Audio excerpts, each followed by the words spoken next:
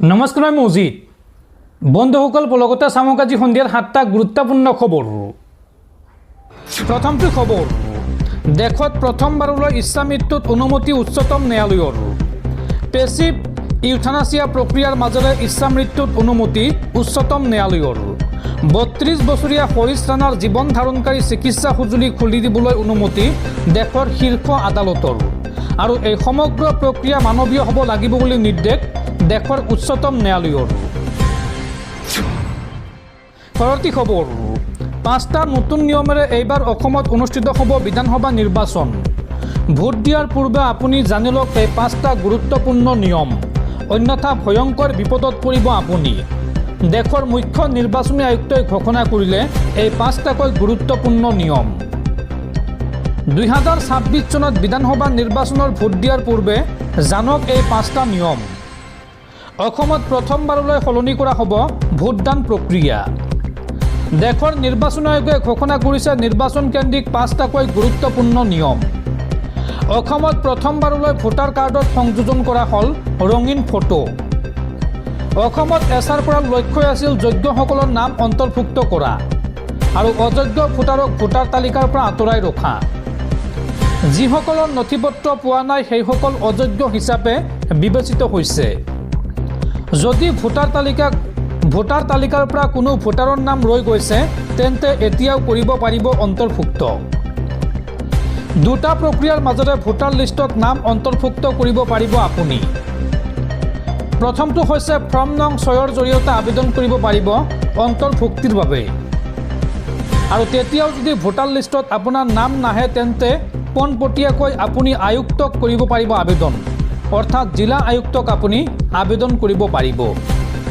উল্লেখযোগ্য যে একেলগে এইবাৰ 1200 লোকে সাব্যস্ত কৰিব পাৰিব নিজৰ ভোটাধিকাৰ, অৰ্থাৎ এটা কেন্দ্ৰত সৰ্বাধিক 1200 লোকে ভোটদান কৰিব পাৰিব। আৰু ৰাজনৈতিক দলৰ কাৰ্যালয়ৰ দূৰত্ব 600 মিটাৰলৈকে হ্ৰাস কৰা হৈছে, অৰ্থাৎ ভোট কেন্দ্ৰৰ পৰা 600 মিটাৰ দূৰত্বত থাকিব লাগিব ৰাজনৈতিক দলৰ কাৰ্যালয়সমূহ। আৰু ভোটাৰ লিষ্টত নাম নহালৈকে অন্তিম পৰ্যায় ভোটাৰ লিষ্টত যিসকলৰ নাম অহা নাই তেওঁলোকে অন্তিম পৰ্যায়লৈকে ভোটাৰ তালিকাত নাম অন্তৰ্ভুক্ত কৰিব পাৰিব। নাম অন্তৰ্ভুক্তি আৰু কৰ্তনত হস্তক্ষেপ কৰিব নোৱাৰিব কোনো ৰাজনৈতিক দলে। এই ঘোষণা ভাৰতীয় নিৰ্বাচন আয়োগৰ। পৰৱৰ্তী খবৰ, চৰকাৰী ঘৰক লৈ ডাঙৰ খবৰ। দেশৰ 5 কোটি জনতাক নতুনকৈ দিয়া হ'ব চৰকাৰী পকী ঘৰ। অসমত এটাও নাথাকে কেঁচা ঘৰ। চৰকাৰী ঘৰক লৈ পুনৰ বৃহৎ ঘোষণা মুখ্যমন্ত্ৰী হিমন্ত বিশ্ব শৰ্মাৰ। চৰকাৰী ঘৰ নোপোৱাসকলৰ বাবে ডাঙৰ খবৰ। দেশৰ 5 কোটি জনতাক নতুনকৈ দিয়া হ'ব চৰকাৰী ঘৰ। অসমত এটাও নাথাকে কেঁচা ঘৰ। ৰাজ্যৰ প্ৰতিটো দৰিদ্ৰ পৰিয়ালক পকী ঘৰ প্ৰদানৰ বাবে প্ৰধানমন্ত্ৰী মোদীলৈ মুখ্যমন্ত্ৰীৰ আহ্বান। এতিয়াও চৰকাৰী ঘৰ পোৱা নাই নেকি আপুনি?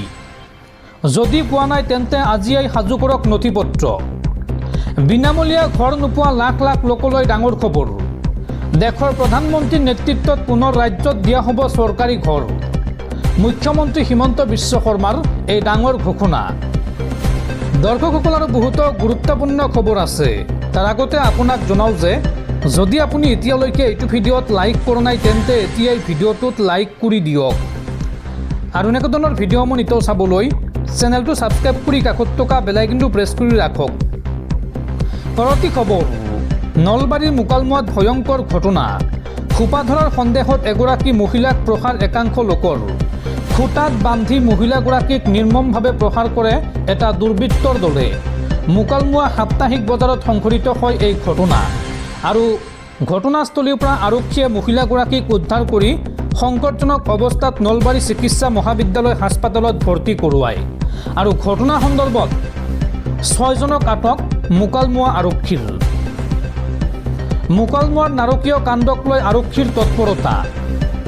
ঘটনাৰ সৈতে জড়িত এগৰাকী মহিলাসহ 6জনক আটক আৰক্ষীৰ।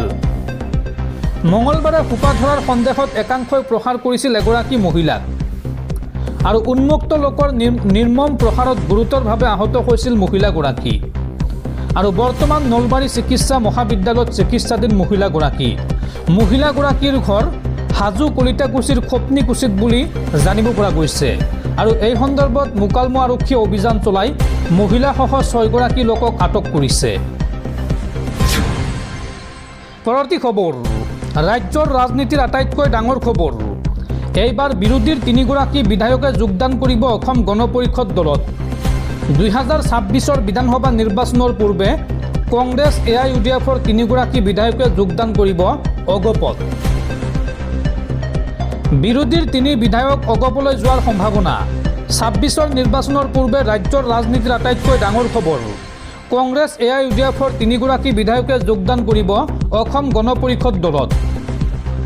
অগপত যোগদান কৰিব সৰুক্ষেত্ৰীৰ বিধায়ক জাকিৰ হুছেইন চিকদাৰ, ছয়গাঁৱৰ বিধায়ক ৰেকিবুদ্দিন আহমেদ, অগপলৈ যাব মানকাচৰৰ বিধায়ক আমিনুল ইছলাম।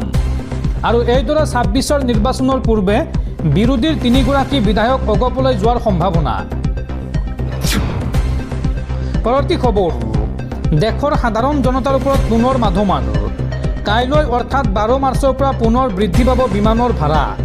সকলো ঘৰুৱা বিমানৰ টিকটৰ দাম বৃদ্ধিৰ সিদ্ধান্ত এয়াৰ ইণ্ডিয়াৰ। মধ্যপ্ৰাচ্যৰ যুদ্ধৰ প্ৰভাৱ পৰিব ভাৰতীয় বিমান সংস্থা এয়াৰ ইণ্ডিয়াতো।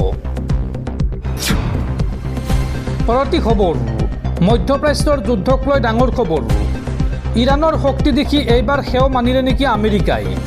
ইৰাণত আক্ৰমণ চলাবলৈ ইজৰাইলক বাধা আমেৰিকাৰ।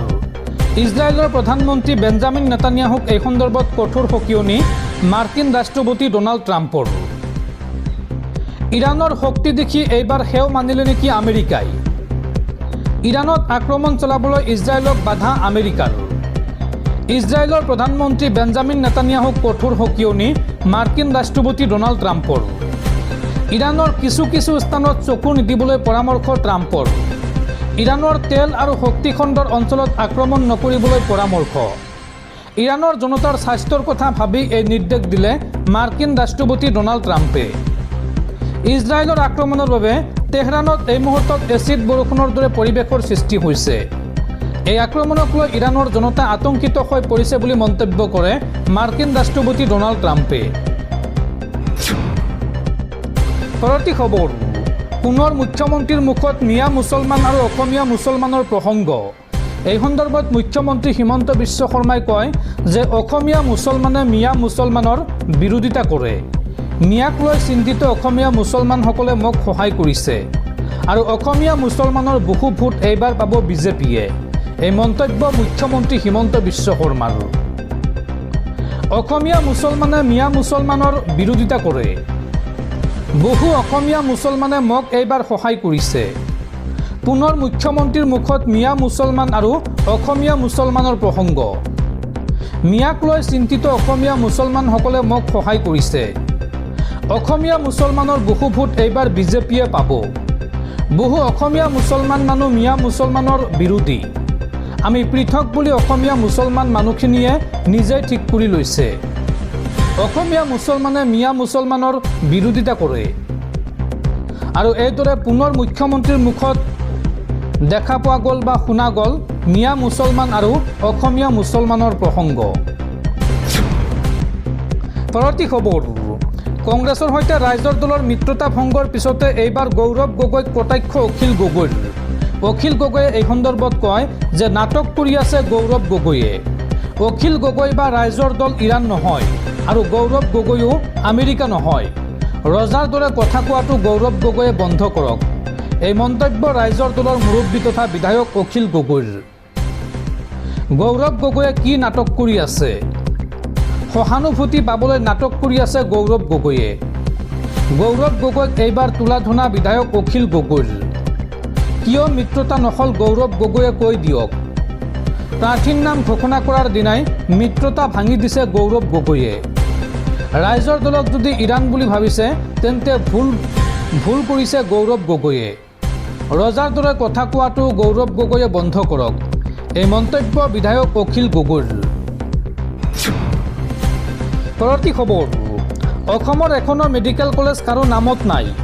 কেৱল বৰপেটাৰখন ফকৰুদ্দিন আলী আহমেদৰ নামত থকাৰ বাবে বাহিৰৰ পৰা মানুহে প্ৰাইভেট মেডিকেল কলেজ বুলি ভাবে। আৰু মই বৰপেটাৰ হলিলৈ যাওঁতে সকলোৱে মোক এই নামটো আঁতৰাবলৈ অনুৰোধ কৰিছে। ফকৰুদ্দিন আলী আহমেদৰ নামত গুৱাহাটীত আমি ভাল অনুষ্ঠান কৰিম। গুণীক সন্মান কৰিমেই। বৰপেটা মেডিকেল কলেজৰ পৰা ফখৰুদ্দিন আলী আহমেদৰ নাম কৰ্তন কৰাক লৈ এই মন্তব্য মুখ্যমন্ত্ৰী হিমন্ত বিশ্ব শৰ্মাৰ। উল্লেখযোগ্য যে ফখৰুদ্দিন আলী আহমেদ আছিল ভাৰতৰ প্ৰথমগৰাকী অসমীয়া ৰাষ্ট্ৰপতি।